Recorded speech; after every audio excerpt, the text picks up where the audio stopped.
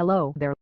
Social realism in the British context is a genre of film that focuses on issues that are present in modern society. It is represented in various ways, in different ideologies, and so themes such as money and drugs, to prostitution and sex are usually main themes that occur in a social realism genre. This repetitive view often creates stereotypes on certain groups, such as chubs. This social group are viewed a lot within the British ideology of social realism, and are viewed as violent, drug abusers as well as sex pests. This makes that group in society viewed intimidating and has had effects on how we see that group today. Chobs were only a small example. It goes into all sorts of depths in modern contemporary social realism films. Class, religion and political views are often the separation in groups within social realism, and the short films sometimes portray them as reason for acts of violence.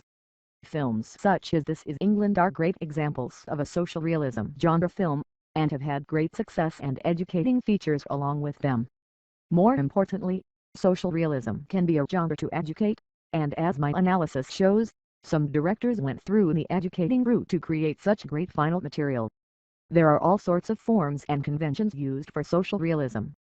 The use of unknown actors supports the ideology of the genre, as it shows social realism can affect anyone.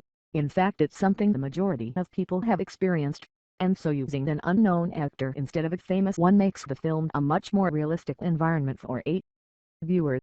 Social class plays a very important form and convention.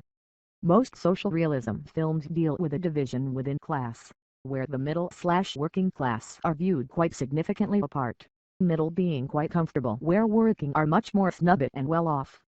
And when relating to a lower class group, the whole convention becomes more hostile, and we see lower class being more intimidating towards that social group. Again, it creates a strong and negative impact. Location is very important, as there isn't any real link to following a working class protagonist living in a block of flats in East London, where that type of area and environment is typically viewed as lower class. Social realism films are commonly set around council estates or very run-down and forgotten areas, if you like, within different areas of a city. Usually a common feature within a social realism genre is the theme of drugs and crime, violence and poverty.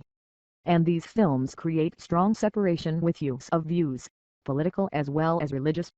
The target audiences for a social realism film can vary depending on the overall purpose, and the influence the forms and conventions has in general over the material. Often, films such as Kidulthood, that displays violence and crime themes within young communities set in London, is typically aimed at younger viewers, as the use of the young characters trying to exploit their way up into a big man, full of crime can relate to some viewers, and this group of viewers will often be chobs. This now can educate them, and for myself, seeing Kidulthood, the consequences of trying to live a life of crime prove dramatic and in general, the bad ending. This can change people's views and often change their own outlook, and to me that is a successful social realism film. The target audiences for this would be 13 to 18, but that doesn't mean it wouldn't be suitable for older viewers, as maybe they experience things such as that within their lives, and so relate. The key thing to social realism that I have found within my research is making sure it appeals and relates.